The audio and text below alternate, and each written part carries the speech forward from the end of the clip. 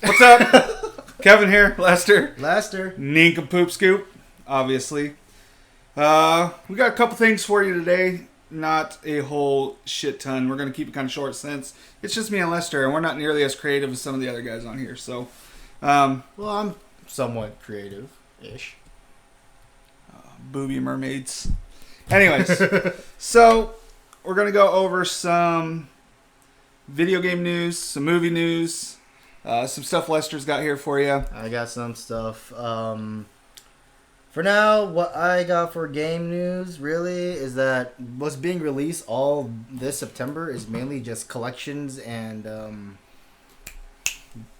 just basically just collections Expansions. and expansion. Well, okay, so if you're a huge BioShock fan and a Dead Rising fan, they're coming out with collections this month.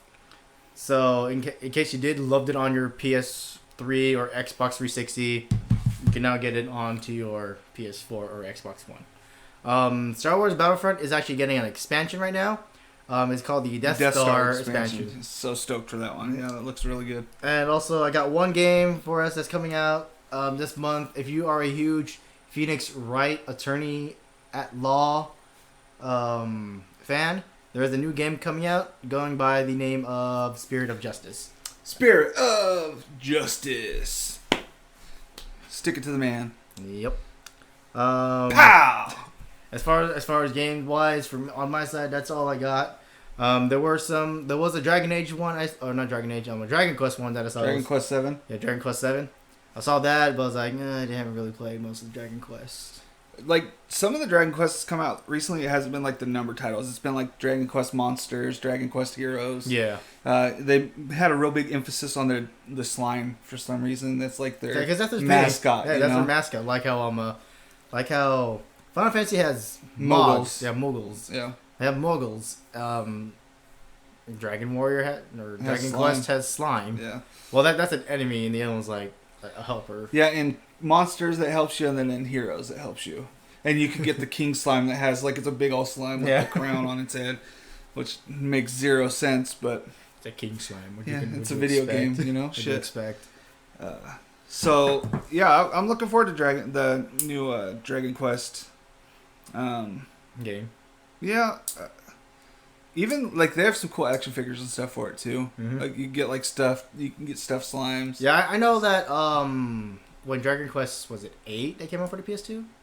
Was it 8? Yeah. Yeah, when Dragon Quest 8 came out. Yeah, because the 7's a remake. It's a upgrade. I know for a fact that in 8, if you pre-ordered it or special ordered it, it came with the big blue slime. You get the big blue slime controller, which I thought was pretty cool. But at the same time, I was like, why? It holds no visibility of holding it. Right, yeah. There's no real way to actually hold it, but hey, whatever gets you money will get you money. Would work for like the PS4 now because they could put like the eyes on the touchpad on the PS4 controller. Yeah, they can. You know, because you don't really use the touchpad for anything. No, very rarely.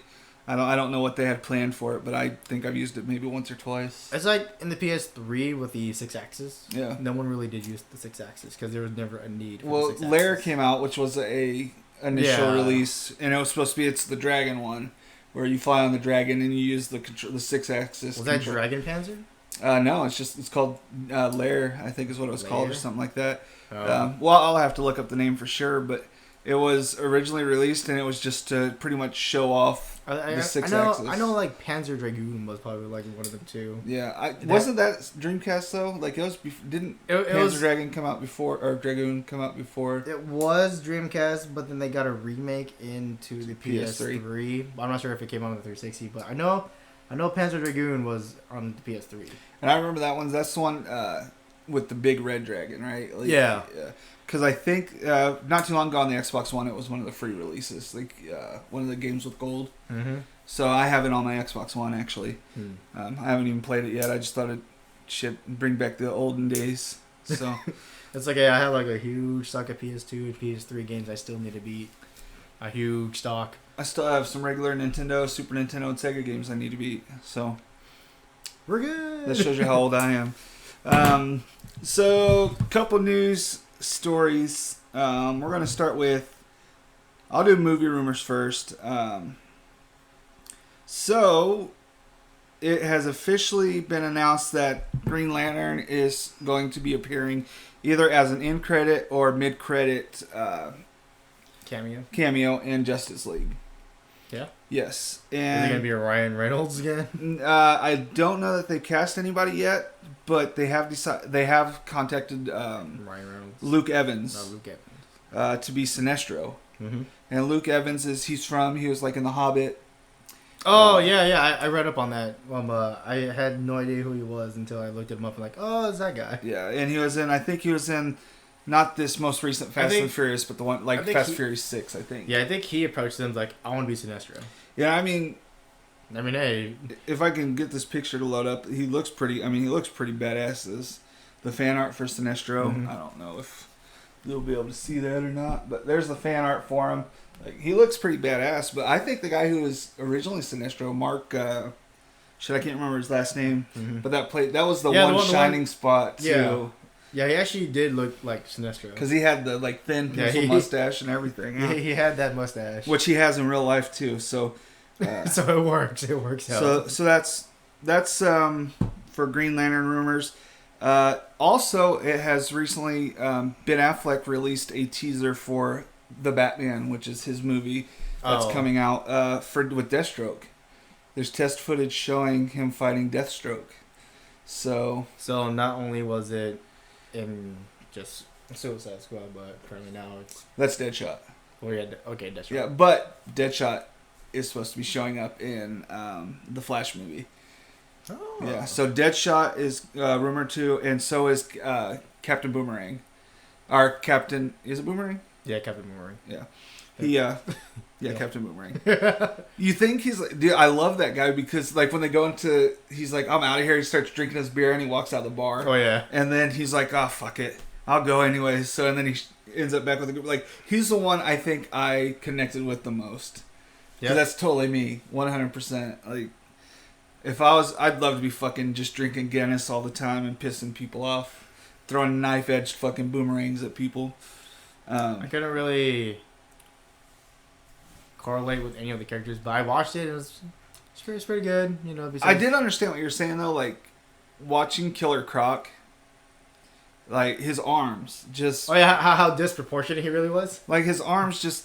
They didn't build they built his chest out real nice and his head, even his neck and everything. But once they got to they tried to say they wanted when you get the full body shots and then you see him turn sideways, you just see a really small arm. And they made the excuse that actual crocodiles have really small arms. If you look at a crocodile, they do have tiny. Yeah, they do have tiny arms. He's not a actual he's a humanoid crocodile. Yeah. So you got to make him proportionate. But when he hits the water, it does look badass when he's just and how fast he can fucking swim and shit. They did really good on that part. But what bugged me about it was that when he had his jacket on, he looked pretty proportionate, Yeah, that fucking velour suit on. But then when he takes off the jacket, then you're like, oh, it's kind of underweight. I live underground. You're only visitors.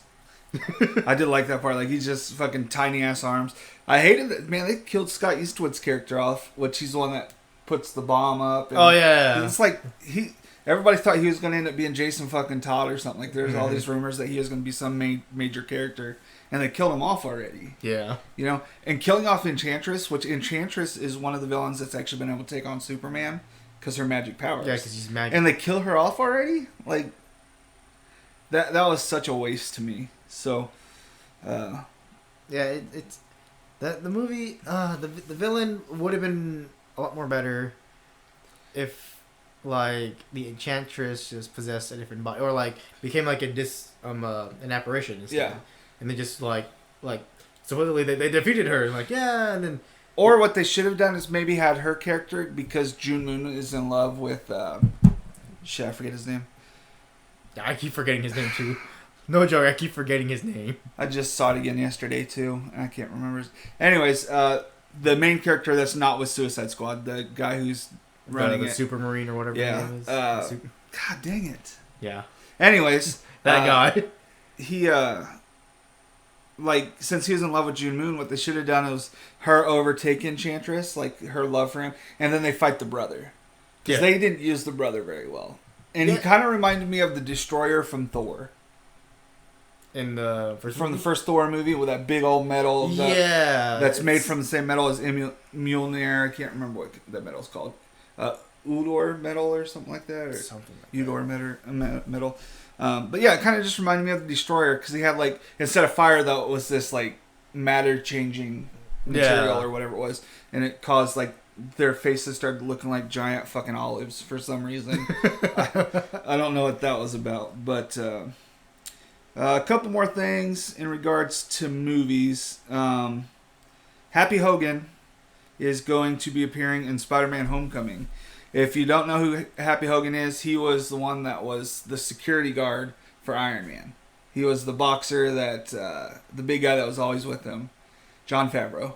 I don't remember. You don't remember? I don't remember. In Iron Man 3, he was the one that gets blown up and he's in the hospital. And like his best friend, you know, and what pisses him off so bad to where he decides to go after the Mandarin. Yeah, okay. I was like, boxer? Yeah. I don't remember a boxer. Yeah, Happy Hogan is, and a lot of people don't know that because they don't really, other than he does mention it at one point in one of the movies, I can't remember which one, that he was a Golden Glove boxer, Silver Glove boxer. But they don't really, like in the comic books, they have shown that he can fight and defend himself really well. But in the movies, they're like, he's just kind of the goofball fucking best friend, you know. But he's going to be showing up in Spider-Man Homecoming, right? Yeah. And then they have him, which makes way more sense. They had him protecting Pepper Potts. Yeah. In the third one until he gets blown up, ends up in the hospital, and he wants to watch Downton Abbey for whatever fucking reason. Downton Abbey. For some odd reason. Yeah. Yeah, I was like, that didn't make any sense to me at the end of the movie. Like, no, TV. Yeah. I was like, and then he's checking out he starts checking out the nurse and shit with his like one good eye. But yeah, he's going to be showing up in Spider-Man Homecoming. Kevin Feige has just announced that. So, a couple cool things actually with Spider-Man is they've already announced that Vulcan is going to be his... Is going to be the movie villain? Yeah, it's going to be the main villain, but Shocker's going to be in it, as well as a couple other villains. So I like Shocker. Shocker was actually pretty cool. I didn't like how they had Jamie Foxx do him. Like Jamie Foxx's character in Spider-Man 2. I've never seen the Amazing Spider-Man. You haven't seen either of those? I haven't seen any of the Amazing Spider-Man because I got tired of the Spider-Man movie franchise, and then when it says the Amazing Spider-Man, like there's nothing different about it. Forget this. So my thought is the Amazing. See, and to me, you're missing out because I think Andrew Garfield. Nothing against Tobey Maguire, but I think Andrew Garfield played a better Spider-Man. I mean, there could be better actors for Spider-Man, but like I kind of got tired like with the 3 Spider-Mans that came out. I was like. The dancing scene in Spider-Man 3, I was just like, fuck this movie, dude. Fuck Tobey Maguire and fuck this dancing. Yeah, the third like movie... when he becomes the symbiote type and he gets all cocky and shit. The third movie was really, really huge of a lackluster. Like, yeah, I didn't like it at all. I watched the third movie and I was like, there's nothing... It seemed really lackluster. Like, it kind of just seemed like the writing was really just everywhere. And the fact that it's just... it was just basically...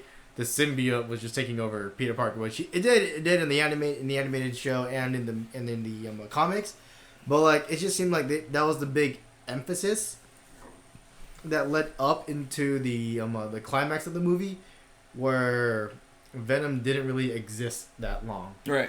And that pissed me off because. And then they had fucking Eric from That 70s Show playing Brock, like. Brock's supposed to be... Was it? Yeah, I'm pretty sure that's who it was. I don't think I haven't seen that movie in so long. I'm pretty sure it's Eric I don't think so. I'm pretty sure. Pretty sure. I have to rewatch that then. We'll check afterwards. That reminds me, I forgot to bring the anime with me. The one that you wanted to check. Oh, yeah.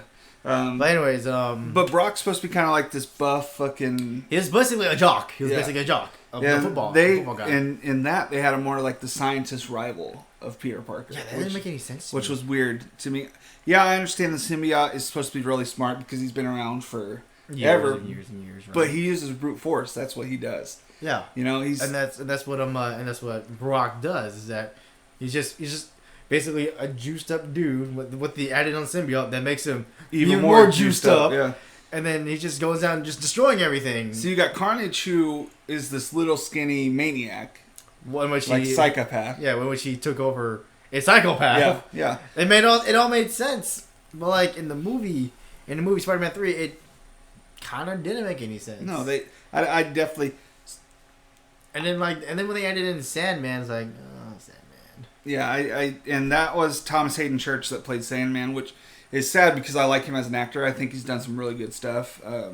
But Sandman was just how they played it off with his daughter and everything was just a shitty role. Yeah, that no. But I'm glad they went this route. I'm glad they kept with Peter Parker. Everybody thought they were going to go Miles Morales this time around. Oh yeah.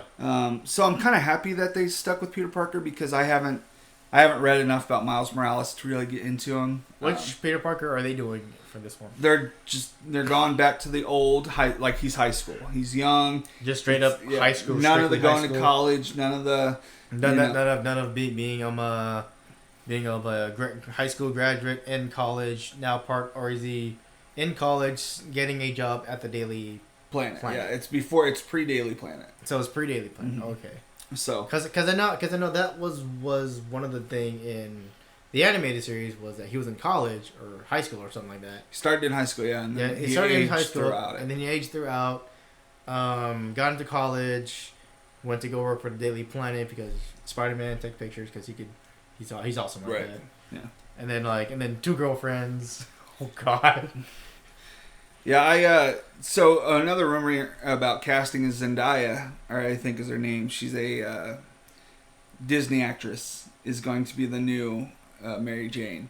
And a lot of people are up in arms because it's an African American. That's, who cares? So... At this point, a lot of, like, for example, in Doctor Strange, the new Master is a female now. And not only female, a British female, not even an Asian female, So, like, they're changing a lot of character designs. And I think people are putting too much emphasis on, like when it's a white person, it's whitewashed. Or if it's a person that's... Oh, you mean like in the whole Ghost in the Shell crap? Yeah. Like, I was like, people are freaking out about Charlize Theron. It's super whitewashed. I'm like, hey, man, they got the rights to make it. Yeah. So, if you don't like it, don't go fucking watch it. Just don't watch it. Just don't support them. Because I know... half you motherfuckers bitching about it are going to go watch the movie. So... I'd still watch it. I mean, when you support them with the money, you're just egging them on to make another fucking movie. Oh, yeah. But I'm like, I probably might go check out Ghost in the Shell. I'll see it. I don't mind. I enjoy the series.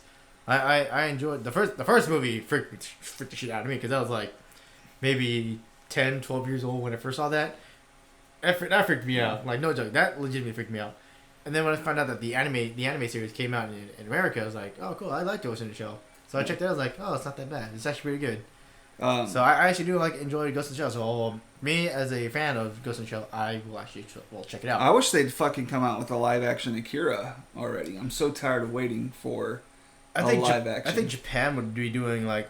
I think Japan already has a live-action one. I think there's already... No, they don't? Not. They just have an animated movie, I think, twice over. Yeah. Yeah, like they've updated kind of like the animation. Yeah, they updated a lot of stuff. But like everyone's like. Speaking of Japan, the new Shin Godzilla, which Toho Pictures, the original creators of Godzilla, said that we can't have Americans make a better Godzilla than us. Speaking of Gareth Edwards' Godzilla movie from 2015, which the only complaint of people was they didn't show enough of Godzilla.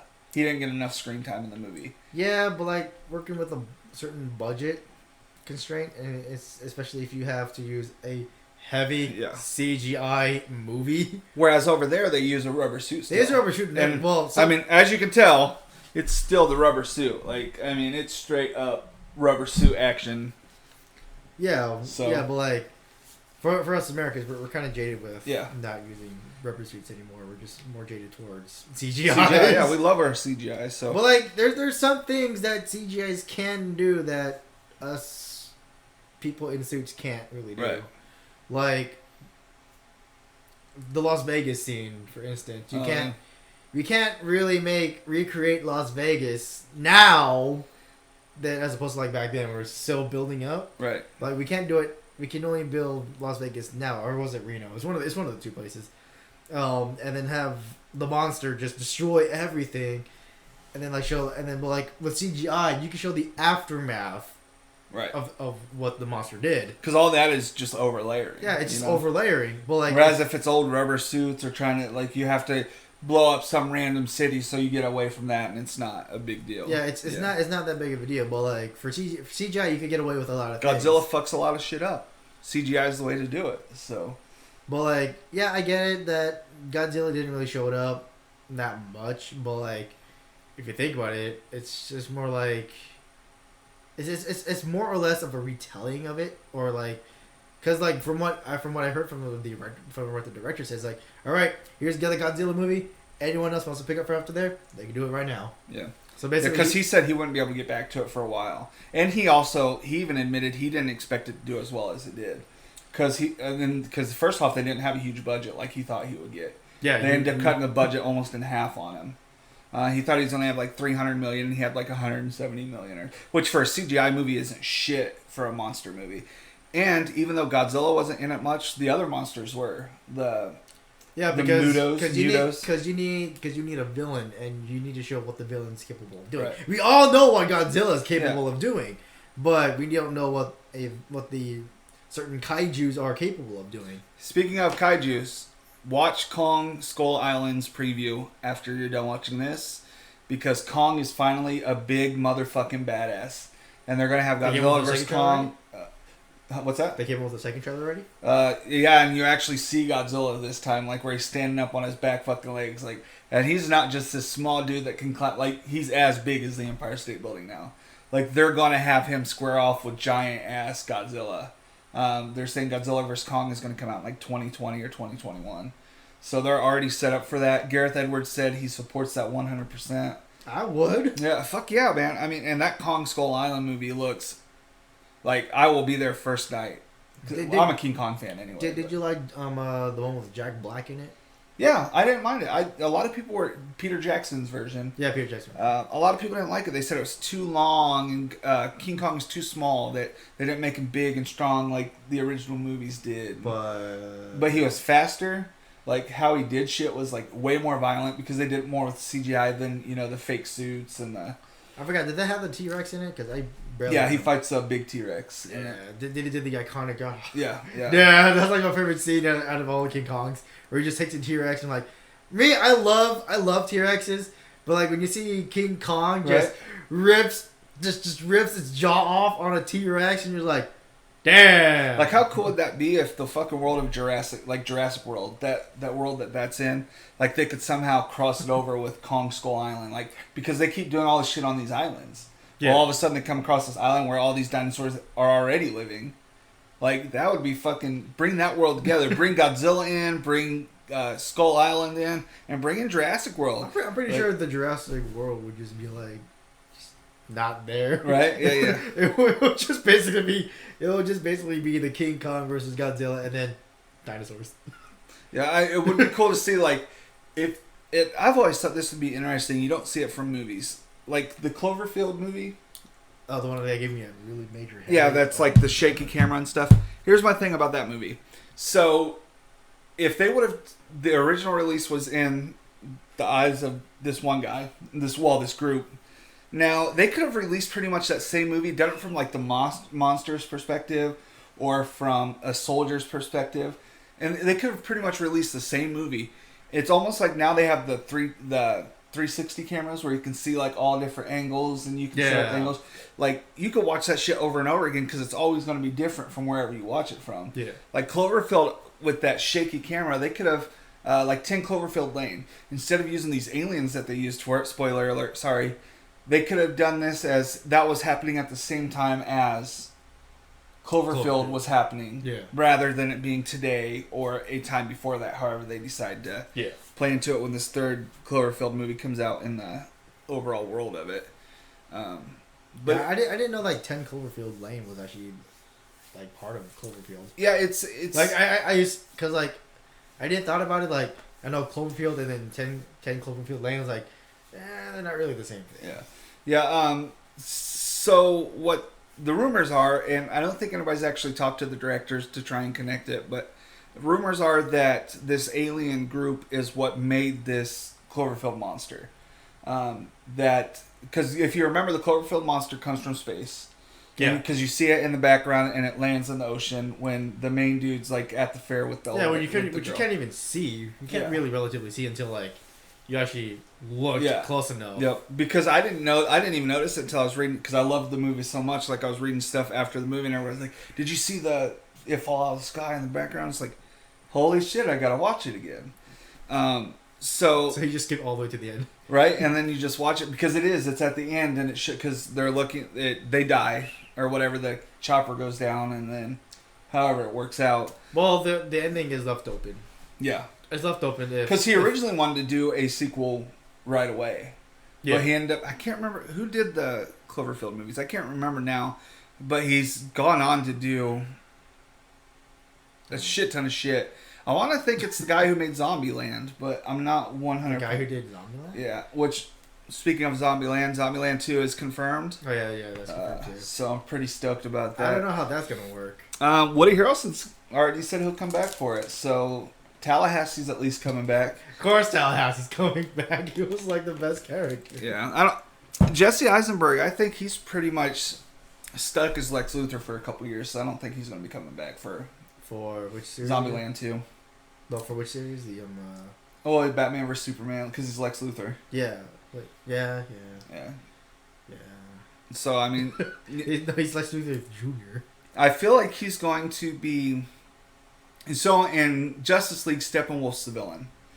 Who Steppenwolf is Darkseid's uncle. He's like, they don't get along. First off, they hate each other. Yeah. But they're from the same race. They're both gods of whatever sort. They're both god in a class of gods. Yeah. So when Steppenwolf comes, it's the Justice League is fighting Steppenwolf. Lex Luthor gets out and he uses his charisma and stuff to get the people to kind of back him up, and tries to get them to turn on Superman once Superman comes back. So he's finally going to be acting like Lex Luthor. Yeah. Rather than this fucking maniacal whatever, And you know what's really cool, and a lot of people didn't notice this on Doomsday. So when Zod was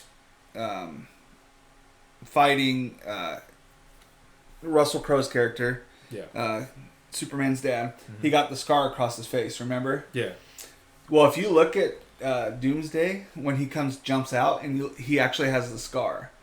So Doomsday, they have him grow. It wasn't just his body and blood, like it dissolved in this to make, like, it grew from Zod. Mm-hmm. So, like, and a lot of people didn't notice that. If you look at Doomsday's face enough, you see that scar. So, anyway, so the Godzilla is going to be coming here in September 9th. You can pre-order it. October 11th through 16th, it's going to be in theaters. Limited release in the United States. So yeah, probably not here in small town Lemoore. No, we'll probably have to go to San Francisco or Fresno. Or basically the bigger cities for us. Fresno might have it. I actually wouldn't hold my breath on that. Fresno doesn't get a lot of stuff. Yeah, they don't really get. Well, it depends on the theater. I know it would be like Edwards. Maybe Regal Cinemas. Regal or Edwards. Yeah. I know Regal's like nationwide, so they might be able to get it. Might. Edwards is more like West Coast, like California, Washington, stuff like that. So, I think my last movie rumor is The Flash. Captain Boomerang's to have a cameo, which we talked about earlier. Captain Cold, Golden Glider are going to be the two main villains. Captain Cold is going to be more like along the lines of a Mr. Freeze type character. Instead of just being a metahuman, he actually creates a suit that intensifies his temperatures. Yeah, which is why there's rumors that you see the Flash not in his regular suit. He's actually in a beefed up like meta suit. Did it? Yeah, if you didn't like Arnold Schwarzenegger's Mr. Freeze had that. I'm here to kick ice. Freeze! God, everyone, freeze! I'm not gonna lie, I did enjoy that. I did enjoy the the puns were amazing. Like they were just too good for you to not laugh at. And I think anyone else, it's not funny, but it's fucking Arnold. It's like Arnold Schwarzenegger. Cause like I loved Arnold Schwarzenegger, and when I found out that when I was a little kid and like he was gonna be in the Batman Forever movie or which one it was, I was like, yeah, I'm gonna watch it. I love the movie. See, I thought Jim Carrey did a pretty good job as Riddler too. I think a lot of people didn't like his character, but I was like thinking, but I thought to myself, Jim Carrey played probably a better Riddler than most people that would ever do it because it's Jim Carrey. Yeah, and like he does the long lanky legs and the dancing with the staff and shit. Like, yeah, I mean, like if you know about Jim Carrey's comedic styles, then yeah, it works. It works with perfect with Riddler. Now, in Gotham, the guy they have playing Edward Nygma, like he does do a damn good job. I haven't seen the Gotham series. Gotham's gotten really good. At the very beginning, it just had nothing to do really with Batman, other than you see Bruce Wayne's parents die, and you see the crime waves. You see Jim Gordon put his coat around Bruce Wayne, which is the big thing that kind of is one of the things that leads Bruce Wayne into becoming Batman. Because if you remember in the Dark Knight series or trilogy of Christopher Nolan's, when he's about to take off with the bomb, he looks at Gordon and he says, "Sometimes all it takes is putting a coat around a young boy's arms." Oh yeah. And Gordon looks at him like, "That's fucking Bruce Wayne, man!" Like, and the epiphany. Yeah, and then he takes off and fucking, oh shit, takes the bomb. So, I think that's gonna all play into it. But that's about it. That in the first season. Now the second season, once they started getting into the heroes versus villains, like the villains were the big thing of it. The Penguin, Enigma. You're finally seeing Enigma turn into the Riddler. Which by the end of season 2, he's full blown, just nutso. Just full blown Riddler. They did do something interesting with Barbara Gordon. They had her just turn into. Wait, did they do the time skip or something or no? They will going into this next season. It has advanced a couple years. Poison Ivy's now grown up, but I guess they're going to play into it to where she had gotten in touch, or there's one of these plants or something she was working with that actually aged her because her thing is the plants and stuff. So there's something in the plants that has aged her, that has caused her to become this older, more mature woman. Whereas you see Bruce and Selena Kyle, Catwoman. Yeah. Or Catgirl at this fucking point. They're so young. Catgirl, because they're like teens at this point. When you look at them, it does look like they're trying to age them up a little bit without bringing in new characters. I think by season 6, we're probably going to see Bruce Wayne go off on his own and start doing the training. I think by season 7 or season 8, you're going to see Bruce Wayne come back as Batman. If we get that far. If it doesn't get canceled. Because it's already been moved so many times. I don't know. By the end of season 2, numbers had gone, like skyrocketed. It had gotten a lot better. Numbers did go up. We kind of have to see how this season 3 is going to play out. Because now it's... they're really making a big deal about the city of Gotham. Like this third season's like the big deal is Gotham City as a whole. And the underbellies of it, and the mob, and cool. All the villains. That'd be cool. Like they dedicated one episode about Killer Croc, or at least half of it. See, like Arrow's done a deal with I can't remember the shark. He looks almost like a fucking street shark. I can't remember his name. Do you remember that show, that cartoon? Dude, Street Shark? That was my favorite. Yeah, like he kind of looks like King Shark. I think. King Shark was his name, and he looks like the main fucking great white. Great white street shark guy. So, like, some of the series have delved into those metahumans like that. So I wouldn't see why Gotham wouldn't eventually jump into that at some point. So that would definitely be interesting. But, guys, you're going to see a cut here. I'm getting ready to do a phone interview with somebody. So, here, I'm going to dance for you. It's done. Welcome back. The interview's over.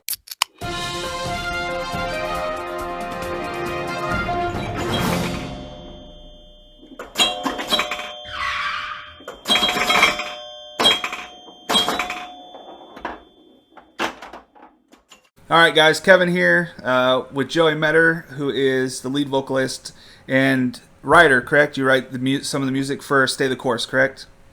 Yes, sir. Holla, holla. So, had a few questions for you. Obviously, you're the first guest on the show, so thanks for coming on. It's pretty kick-ass of you. Well, thanks for having me. We're trying to do big things here, so we got to go with some bands first. Oh, yeah. All right, man. So tell us a little bit about your band. Well, really, it just kind of started out, I was just going to write an EP, just, I don't know, just write a punk rock EP. And then after I recorded, the record, I was going to find members to play in the band. And I don't know. I mean, it's just something I've been wanting to do for a while, and finally I just sat down and did it. I've been away from music for 6 years or so, just kind of working on my career and family and stuff like that. Now, since I know you from before, how many bands have you been in prior to this one?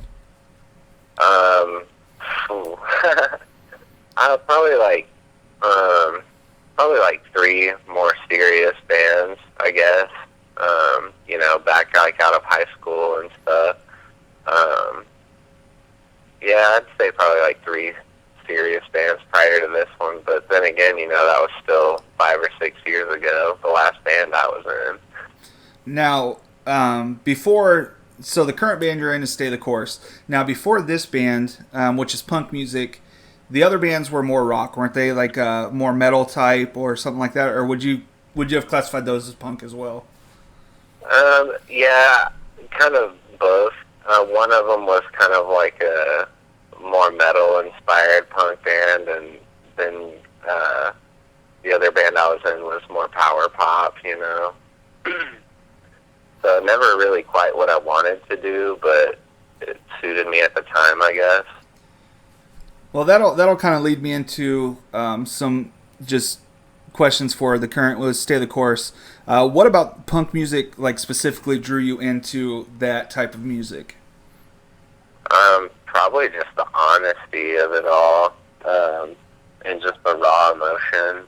I don't really like slow, dredgy, drawn out, cryptic things. I like really fast-paced, in your face.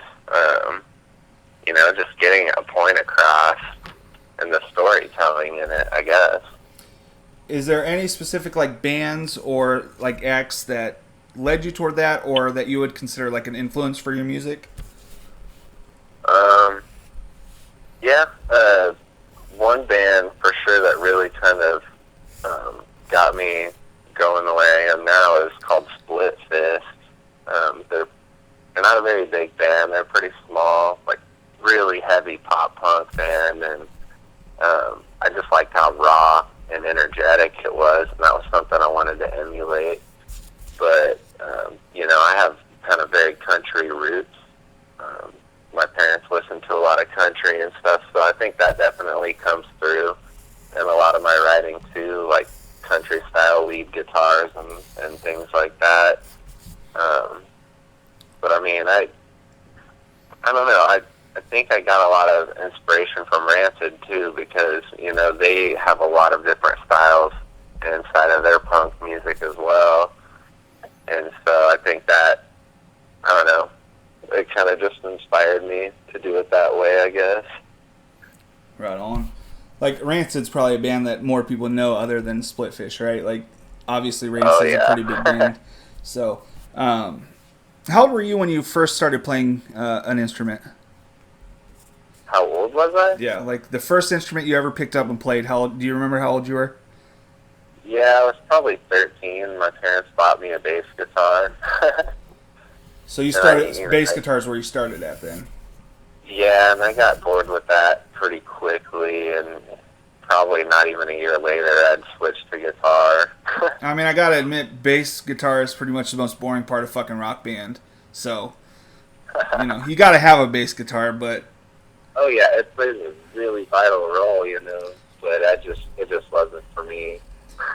So now, did you know you wanted to do music? Like, did you ask for the guitar, or was it something that your dad and mom just kind of said, "Hey, we're gonna do this for you"? Oh, I begged them for it. I knew months ahead of my birthday. I was like, "That's what I want. I want a guitar," and they were always pretty supportive of it. So, yeah. Right on. So, I kind of, since I know you and I know your parents a little bit, like, how do they feel about punk music?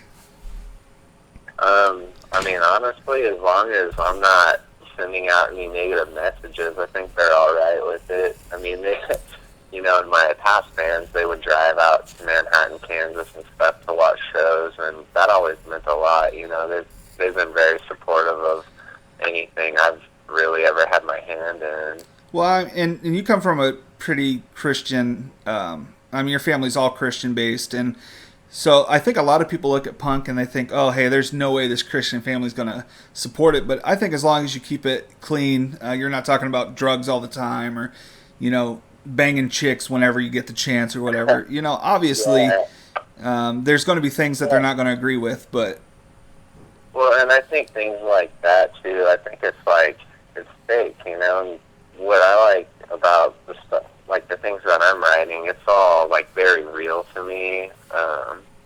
It's things that I've been, going through or have gone through, and it's, I'm not trying to, write some club banger songs, Right. And I think a lot of it's unnecessary. I don't have to drop the F-bomb, throughout my records to get my point across. Yeah, I still use that word way too often. It's a good word, but Right on. So you and I talked a little bit the other day about how on this first CD that you guys released, or EP that you released, which at the end of this we'll give everybody the website for that so they can check it out. Do you prefer doing just because you're lead vocalist, do you prefer doing that, or do you like the instrumental side of it a little bit more than the vocal side? I like it both. I recorded most of the record myself. I had the help of one of my friends, Taylor Anderson, and another friend, Ryan Pitty, for some things. And, I'm kind of a control freak when it comes to the stuff. And, when I did the EP, I didn't even have a band yet.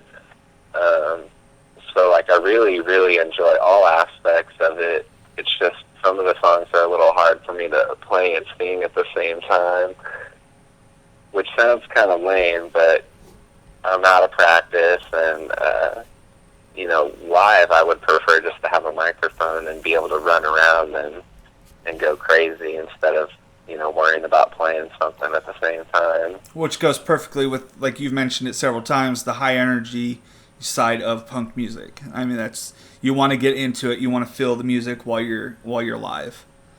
Yeah.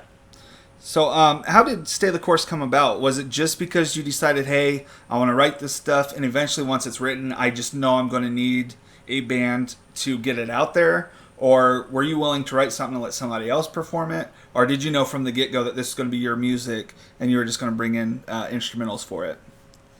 I kind of went into it with the intentions of always just doing the recording myself and writing and just having, friends play whenever they could. But I did actually recruit some band members that, once we get this EP, I'll rehearse stuff and we start playing it. We'll start writing some music together and recording it together. But, in the meantime, I am working on another EP to put out before then. So it's a little bit of both. So will that be the Stay the Course? Will that be what Stay the Course, or is that something you're kind of just doing on your own? Oh no, it'll still be Stay the Course. It'll all be under the same thing, and I'm gonna, always take creative input from the other guys, because it is good to have people to bounce ideas off of and stuff. And once I finish up this next little EP I've been working on, we'll just start writing everything together, like a normal band. Right, yeah, for sure. And, I mean, creative control is a big thing for a lot of people, but I think if you can relinquish some of that, you're going to get some pretty kick-ass ideas from other people that you didn't think of at the time, or something that jives off of what you have already planned. So I think that's going to be cool to see. I got to listen to the first EP the first time I heard it was when you sent it to me on Facebook to check it out. And I thought it was really good. I mean, and from the first song to the last, you can kind of see this almost like a story arc where the music just plays together all the way through. A lot of CDs anymore, or EPs, or pretty much anything you listen to, there's some songs you're not going to like. There's stuff that you're just going to want to stop and not deal with. So, like with this, I was able to just press play on it, and I went through all the music, without an issue at all. So when you write this, do you have an idea where you're going to go at the very beginning to the end, or does it just kind of correlate, as you go along, you kind of just add it all together? Well, one thing that I like to do for sure with my songs is I like to keep them really short. You know, I think the longest song on that EP is 2.5 minutes long, but when you're listening to it, it feels a lot longer because I try to just cover a lot of ground really quickly. And you know, my thoughts, I've always had the thought that if the song is short and it's really good and really punchy, then I'm going to hit repeat on that song over and over. But, you know, when a song starts getting to be like 3.5 minutes long, I start losing interest.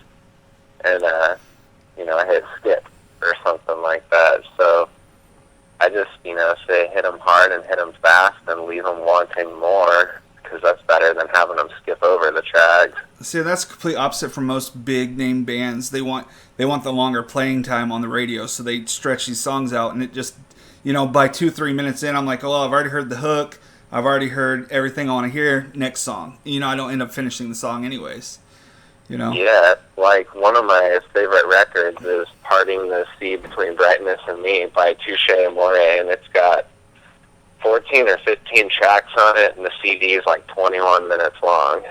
And it's one that I can just hit start on and listen to it over and over and over and not feel like I have to skip anything, because it just flows really well. And that was something that I've kind of taken away from that band too. Just, you know, how I experienced the music. So, and you said it perfect. You really did say it perfect, because when I pressed play on it, like, when it was over, I was like, shit, this is over already? And, like, I was ready to, you know, press play again and just run right back through it. So, and I think you're exactly right. The shorter, as long as it's something good, it's going to draw people in anyways. Where do you see STC, you know, 10 years from now? Like, what's your plan? Are you cool with the job you're doing, or do you want to see this band kind of take off and it turn into something bigger?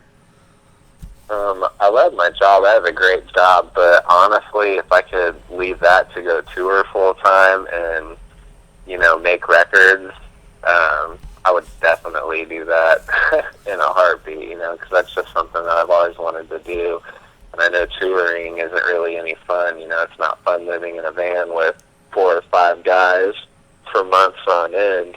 But, you know, it beats the 9 to 5, and if it's something you love doing, then, you know, it's totally worth it. Yeah, you can put up with the people shitting in your RV if it's, you know, going somewhere. You know, you always see all these bands where it's like, don't shit in here, let us know, we'll pull over. It's like, bro, if I got a shit, I'm gonna take a shit. You know? Yeah, so, you know, in 10 years, it'd be sweet to be like a regular on the Warped Tour, you know, play the entire Warped Tour or something like that. And you've actually got kind of a taste of a little bit of touring, right? I mean, because you did it throughout Kansas for a little bit.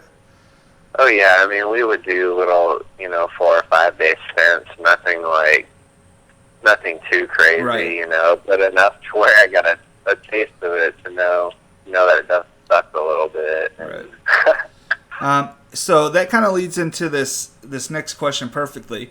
If you could play any venue worldwide, what are some of your dream locations to play? Oh, geez.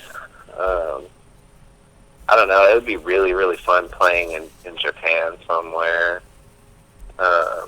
I can't think of any venues off the top of my head, really, but it would be cool to go to Japan.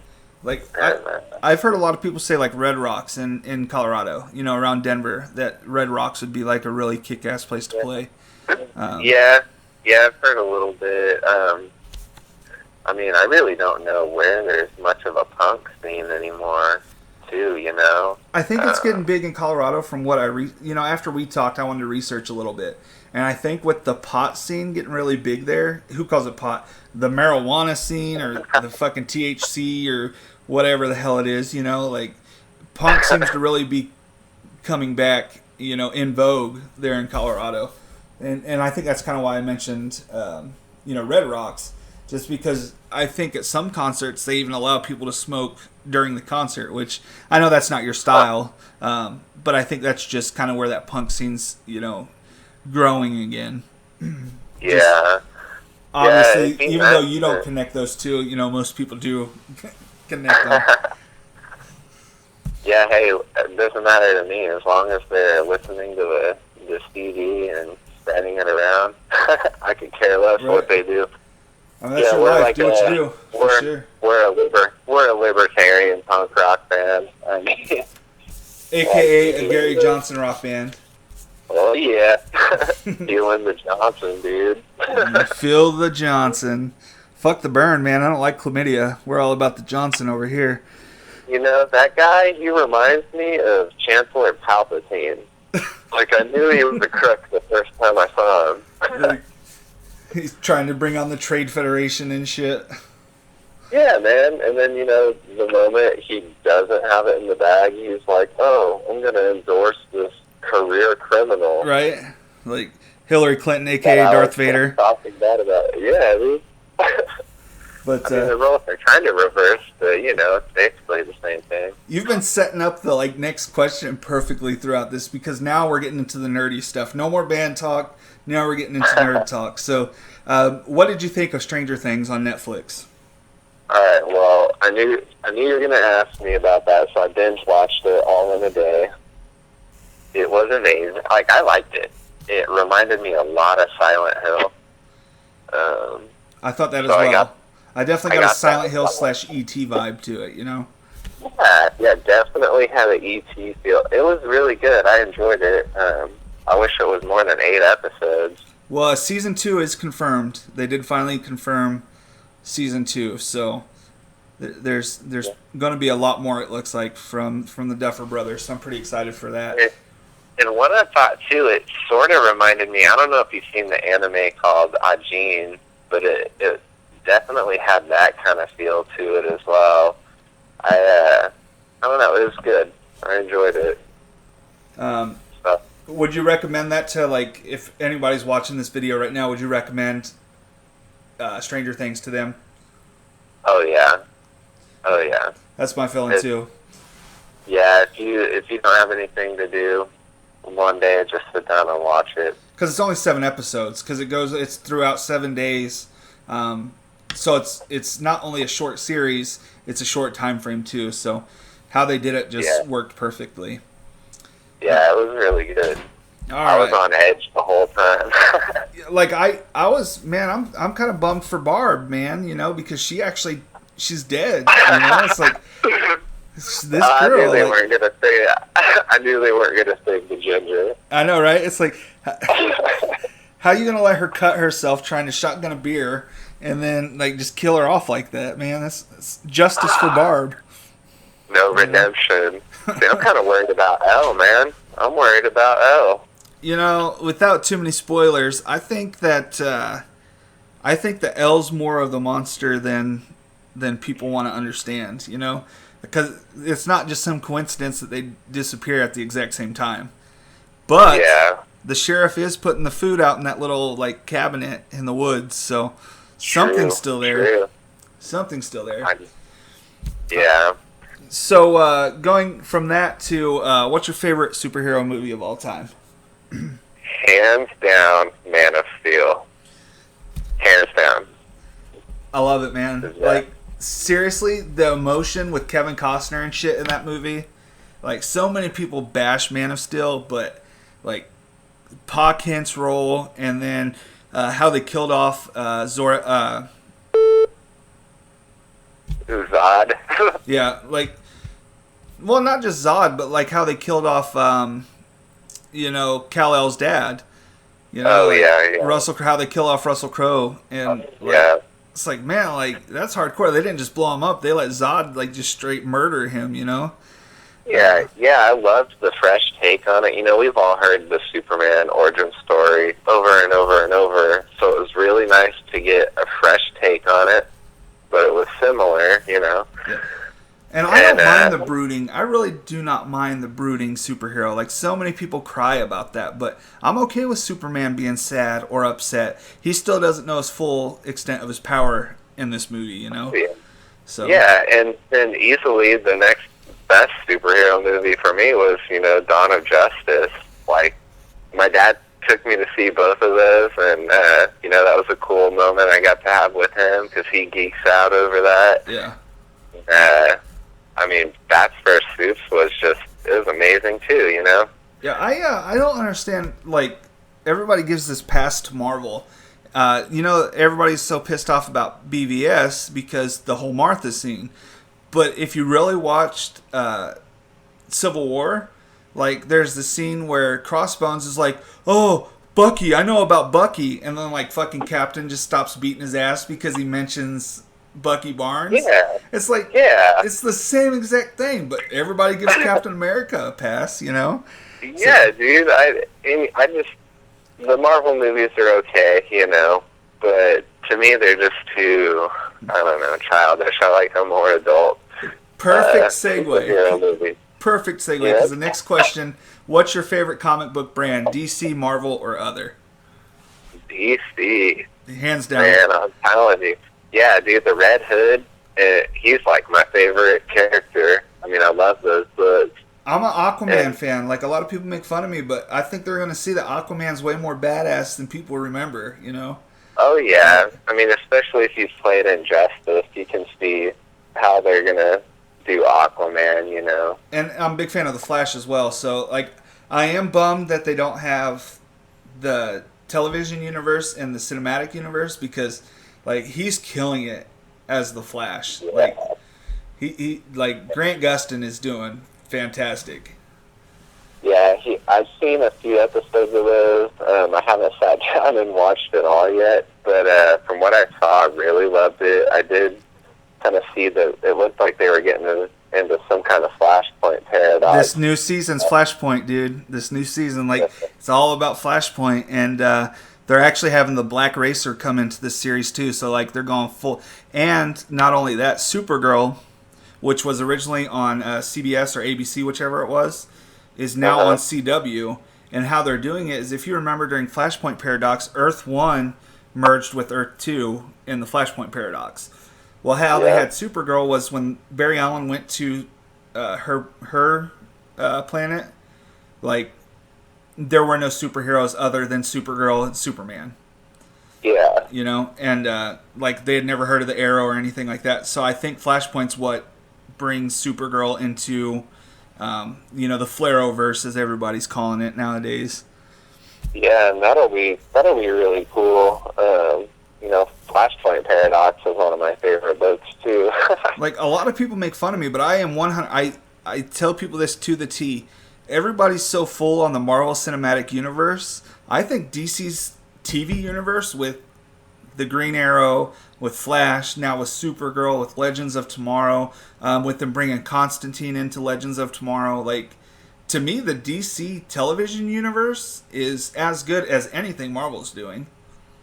Oh yeah, hands down. Like, I know when I love Arrow, you know, and when I saw Deathstroke walk in, dude, I like about lost my mind. I was sold at that moment. Yeah, Manu Benet does an awesome, like, Deathstroke. He's perfect for that role.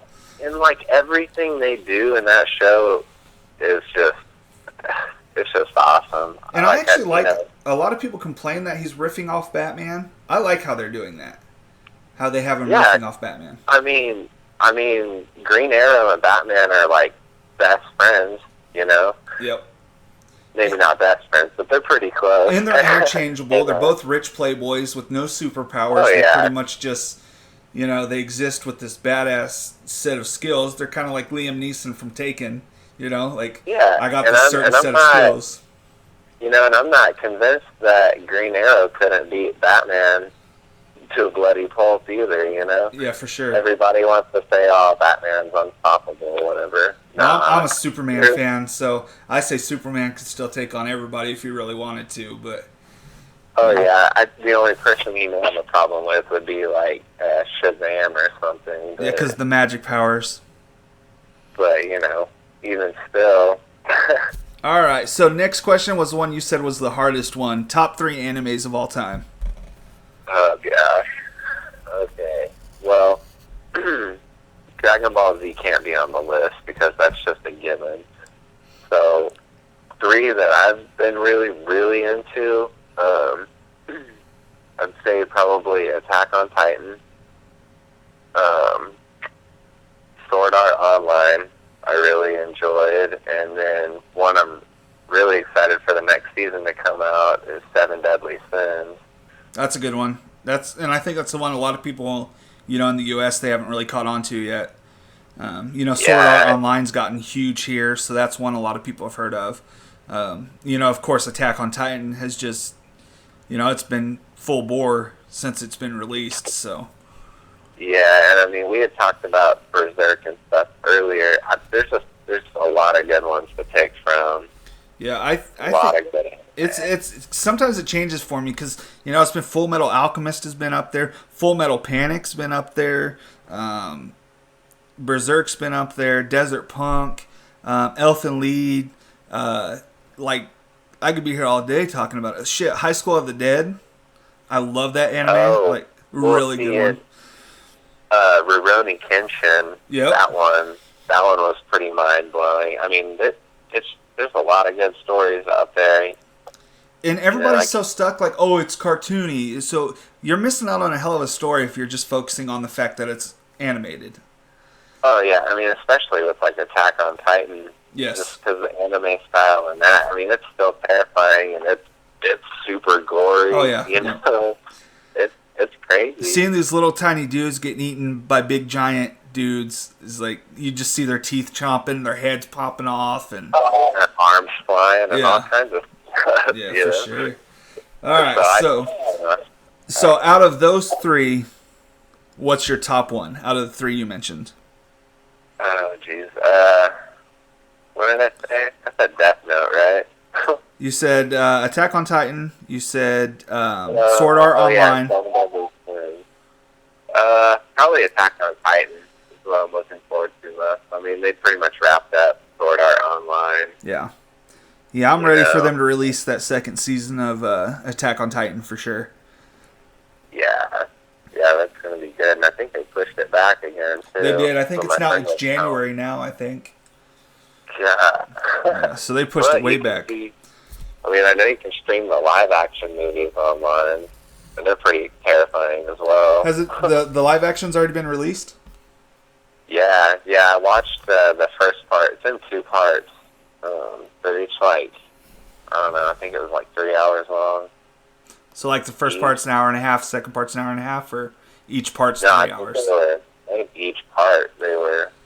I could be wrong. This has been like 6 months ago since I watched it. But I streamed it in HD online, and it was pretty terrifying. Yeah.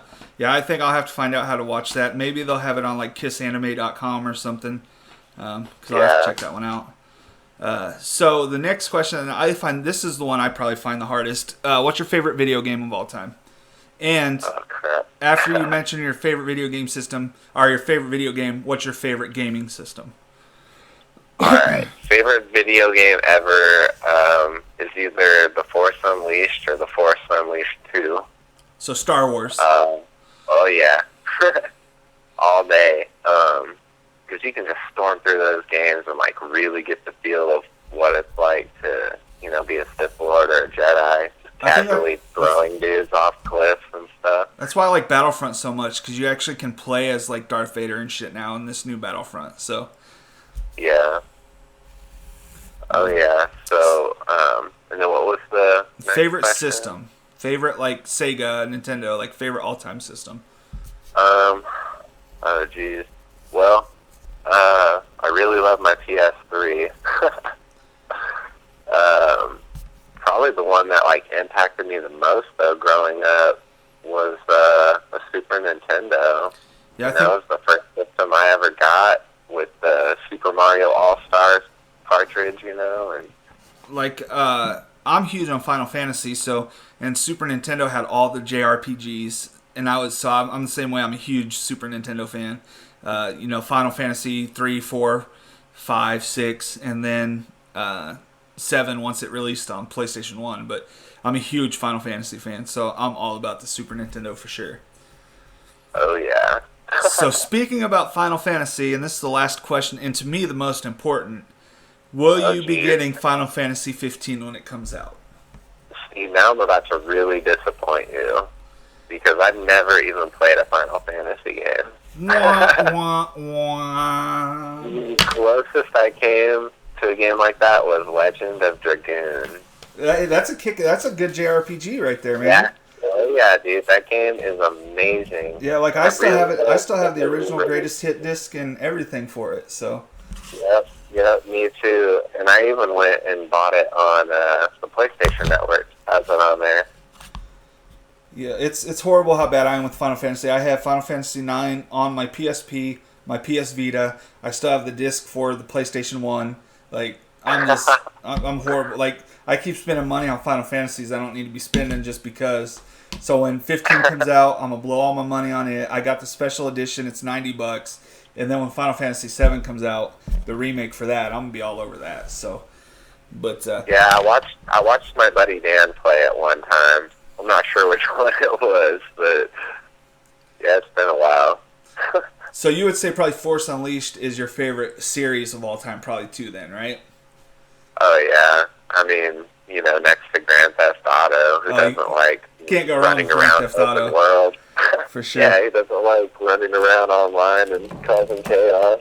Yeah, for sure. Especially with this new one, man. All that online shit's crazy. So. Oh yeah. All right, man. Well, I think we're going to end the interview there. So I appreciate you coming on, and we'll get this all posted and everything, and I'll shoot you a message, let you know when it's up. All right, sounds good. Thanks for having me on. Hey, thanks for coming on, man. We'll talk to you later. Later, Tim. All right, bye.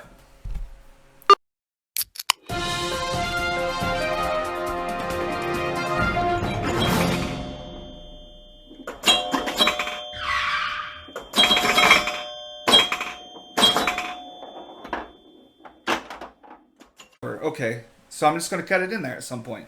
All right. So I'm going to do the interview when we're done, and then I'm going to cut it in right there to wherever I did that. So now that I'm actually learning how to fucking edit this shit. All right. So. We're going to have all them sound effects and everything.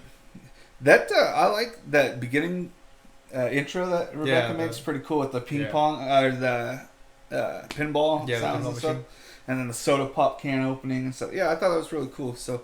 All right, so I think the last two things, and then we'll close this up because we're already on 34 minutes, and I got like a 10 or 15-minute interview that I'm going to add to this. So the last two things we're going to talk about is the NES Classic Edition tiny Nintendo remake that's coming out. It's $59.99. It comes out November 11th. It's pretty much going this year, right? Yep, yeah. November 11th of this year. And it will have 30 of the original NES games. You're talking Zelda, Super Mario 1, 2, 3. You're talking Castlevania, Duck Hunt. Like all those classics. It comes with one controller. If you do want a second controller for like Tecmo Bowl or Pac-Man or Dr. Mario, there will be a second controller. That's $9.99. Now, you can get these as wireless controllers. But the ones that come with it and the ones that are cheaper are wired, which I recommend because you're not going to have latency. With anything with these older ones, it's an infrared controller rather than Bluetooth or Wi-Fi. Yeah. So because it's the infrared, it actually has to go to the system, and you're going to be dying all the time because you didn't jump over a fucking Koopa fast enough, or Bowser threw a fucking axe at you and you couldn't get underneath him quick enough. Whatever the case. So I recommend. So it's playing like as if you are back in the olden days. 1983. Yeah. 83 is when it came out in the U.S. So it's going to be, like I said, $59.99. Comes out November 11th. It's going to have Metroid, Super Mario, Donkey Kong, Zelda, Kirby's Adventure.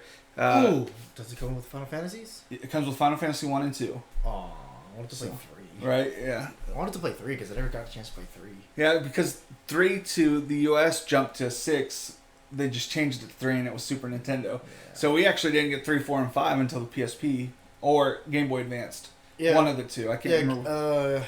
I think it was PSP because I think it was the Final Fantasy anthologies. It wasn't PSP, that was PSP. Was it PS1? Yeah, the PS1. Was it PS1? PS1 we got anthologies, which was their 6, our anthologies. Yes. Which that didn't really. And then there's Final Fantasy Chronicles. And then Chronicles was something different. Was it? I thought Chronicles was the one that had like Final Fantasy 4 and then Chrono Trigger on it. I think it might have been 4 and Chronicles. Because I know there's Crystal Chronicles, which is its own Yeah, series. that's its own theories, but I don't remember because it's been. Because there's Final Fantasy anthologies. Yeah, the anthologies is 6 for sure, because that's what we screwed up. Yes. That's what we screwed up on. And then there's Final Fantasy Collection, which is just 1 and 2. Yeah, 1 and 2. I don't know, Final Fantasy Legacy. Was it Legacy? Yeah, is 1 and 2. Okay. And then whatever the one is with Chrono Trigger and Final Fantasy 4. Yeah, there's And I can't fucking remember the But name of it. I do know that they did came out with a GBA SP version of it. Yes. 1 and 2, and then 4. Oh Yeah. God, on 4. 4 6 actually came out on GBA as well. No, 5 came out on GBA. No, Final Fantasy 6 did. No, 6 didn't out. Yes, I own it. It's right over there in that box. For the Game Boy and GBA.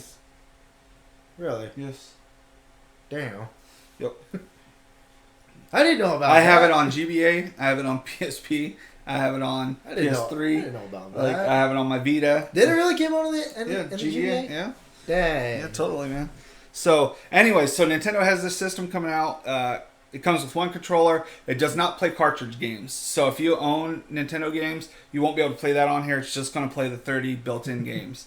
I'm sure you can retcon it and make it to where you can maybe put more emulators on it. Which, now talking about the second system, Sega has licensed with... that one company. what is the name of it? AR Games out of Japan for a Sega Master System. And it's also a little tiny handheld system that comes with 80 games built in, but it will also play your Sega cartridges. So that's where it kind of tops that mini Nintendo. But the thing is this though, who kept their Sega cartridges? I got some. Well, you, I know, but like, But I'm like uber nerd for all that yeah, old you're school a shit. nerd. Like for me, see, the sad part is about my Sega Genesis is that I gave mine away because I got the PS1, and that was lame. Yeah. Because I actually had like 2 games I actually liked playing, and that was the TMNT TMNT game, and the Mickey Mouse game. Oh yeah, the one we were talking about last time. It's not the Disney. It's not the. It's not Castle of Illusion, but like you're just going around with Disney and Donald. Yeah. Just swiping robes. I thought you were like swiping dust at I people. can't remember which one that one's called. But yeah, I have that one. I like that one. I also did like Battletoads. I played Battletoads at my I really house. thought they'd have Battletoads, but here's the actual original. So the reason they have so many games, 40 of them are original Sega games, and 40 of them are like the ones from like arcade games, kind of like Bejeweled type stuff like that. Oh yeah, my mom likes the other one, Column. Like Yeah, columns, it was basically Bejeweled, but Columns. like way before Bejeweled. yeah, way before Bejeweled. It was just But which is funny because this has Alex Kidd in Enchanted Castle, Alien Storm, Altered Beast, Arrow Flash, Bonanza Bros, Shotgun the Forever Man, which is really cool. It's like how far in the Sonic series are we going on this one? Sonic series. They have Sonic and Knuckles, Sonic Spinball, Sonic 1 and Sonic 2, and Sonic 3D Blast. No, So pretty much all of them. That's not too bad. For Mortal Kombat, they have 1, 2, 3. They have Vector Man 1 and 2. Oh yeah, that's about Ooze, Vector Man too. That I never got to finish Vector Man, but Sword of Vermilion, Shinobi 3, which is the ninja, pretty much Ninja Gaiden. Shadow Dancers, Rise Star, Fantasy Star 2 and 3, which are RPGs that are really good. And I'm surprised they're able to fit those on an emulator. On That's one emulator. That's crazy, yeah. Kid Chameleon. And on top of that, you could play your cartridge. Yep. Yeah. And it has Golden Axe 1, 2, and 3. I never finished Golden Axe. I never finished the first one. Eternal Champions, which was a cool fighting game that there was ways to do like fatalities on outside of what Mortal Kombat did. Awesome. It was like stage fatalities was the difference. Dr. Robotnik's Mean Bean Machine, which is kind of like Dr. Dude, Mario. I love that one. It's kind of like Dr. Mario a little bit. So there's a lot of cool games that are coming out on this. The price for this one's a little bit more. It's $69.99, and it's actually coming out for the 25th anniversary of Sega or Sonic the Hedgehog. But that's not too bad though. No. For $10 more, you're getting 80 games rather than you're getting 50 games more, Yeah. and the added on feature. That If you you can still play your have cartridges. if you still have your cartridge, you can still play it. Yep. That's actually a pretty better deal than what. So I mean, I love Nintendo, but Sega was my first console. see, Nintendo was mine, so I think it'll always for me. I'm a Sony fanboy to the hilt right now. Like I just love everything that PlayStation's done, but you always go back to that system. Nintendo and Super Nintendo were the two that I started on. My grandmother had a Sega Master Drive in her basement, and whenever we'd go over there, we'd play, like, there was this weird fucking game that, it was a McDonald's game. It was Alex, and, like, where they went and they shot aliens and shit. I think I know what you're talking about. And it had, like, the big arches on it had the McDonald's arch on the case. I think I know what you're talking about because I think I played it. It's like a black girl and a white boy, and they're going through. Yeah, I know what you're talking about. Yeah, so it was almost kind of like Sega's it kind of went with Zombies Ate My Neighbors. They kind of came out about the same time. They're kind of that same type of play style. But it was a licensed McDonald's game, which was fucking unheard of back at that time, other than Yo Noid, which was the Domino's video game that was on regular. You never heard of Yo Noid? I never did. It's actually based off a Domino's character. It was like this annoying character that always tried to keep them from delivering their pizza on time and stuff. Well, it got turned into a video game, and you play as the Noid, and you're supposed to steal all the Domino's pizza and stuff. That's pretty hilarious. So it's kind of like it's just a side scroller and stuff. So that's really all we have to talk about today. Like I mentioned earlier, either I'll add it in at that point where I'm dancing around like an idiot, or I'll add it here at the end. I'm going to have an interview with the lead singer of Stay the Course, Joey Metter. We'll get that added on here and get it all up for you guys. So anyways, it's Kevin. Lester.